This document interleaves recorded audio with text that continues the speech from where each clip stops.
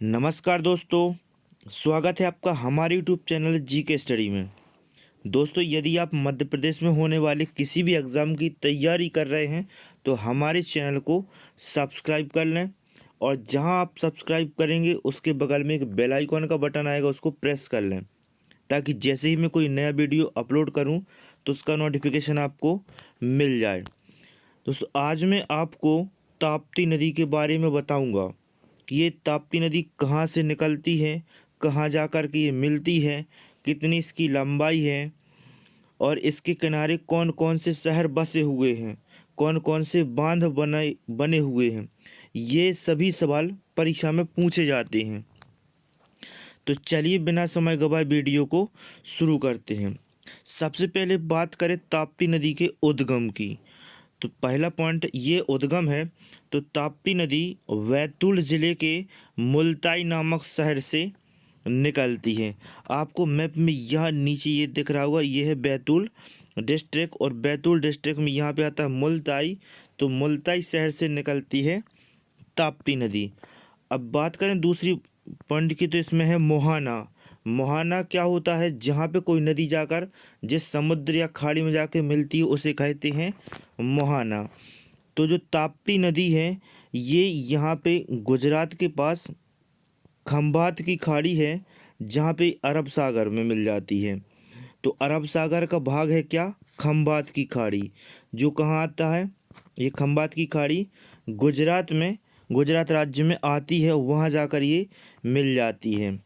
ताप्ती नदी की लंबाई पूछी जाती है कि ताप्ती नदी की लंबाई कितनी है। तो यहाँ से मुल्ताई से गुजरात तक, जहाँ खंभात की खाड़ी में ये गिरती है, वहाँ तक 724 किलोमीटर इसकी टोटल लंबाई। और सबसे महत्वपूर्ण प्रश्न दोस्तों इससे ये है कि ताप्ती नदी को किस नाम से जाना जाता है?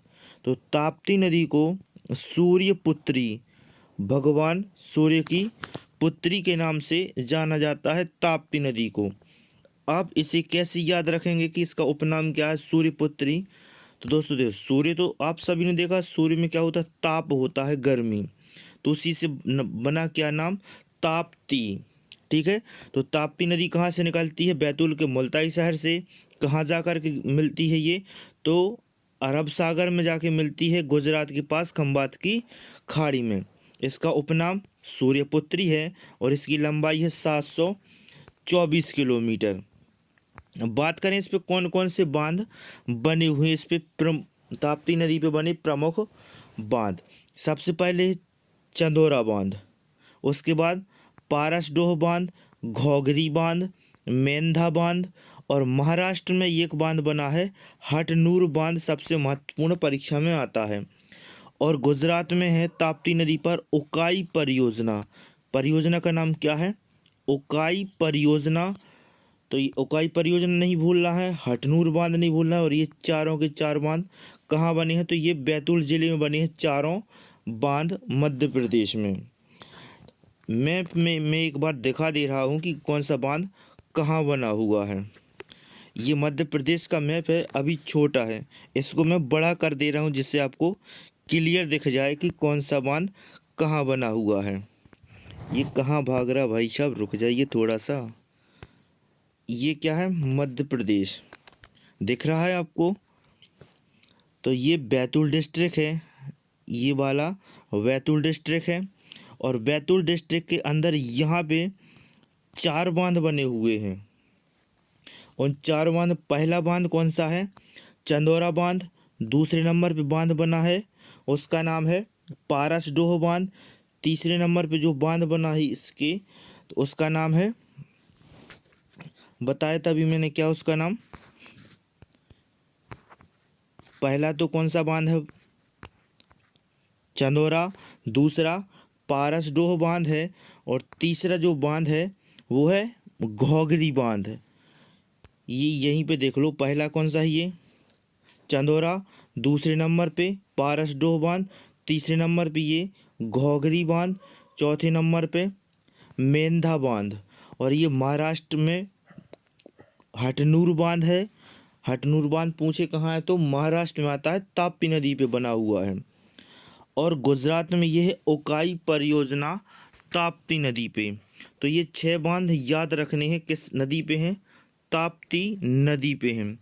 बात करें कि कौन कौन से शहर इसके किनारे बसे हुए हैं, महत्वपूर्ण है ये।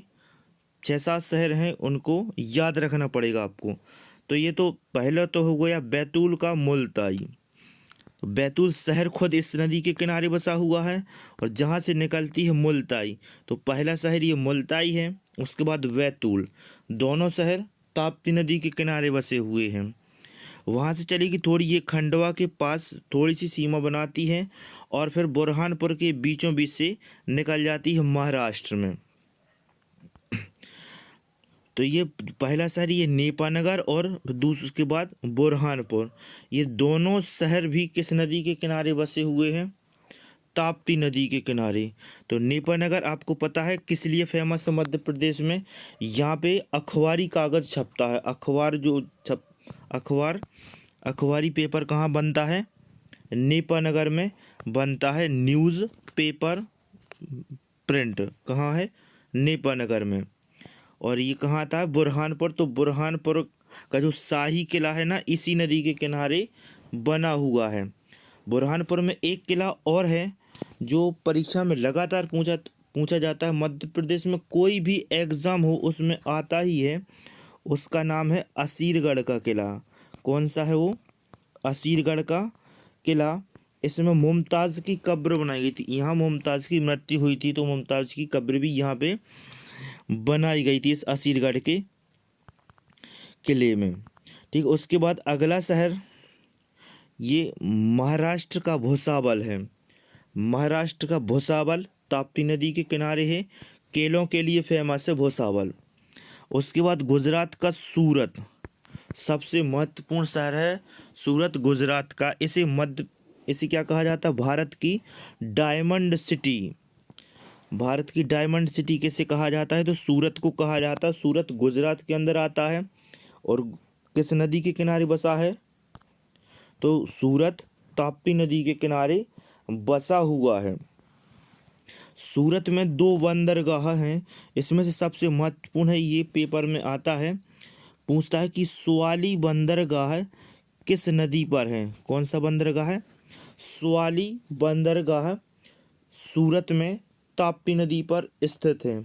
और एक सूरत नाम से ही बंदरगाह है, उसका नाम है सूरत बंदरगाह। तो दोनों बंदरगाह आपको याद करने हैं।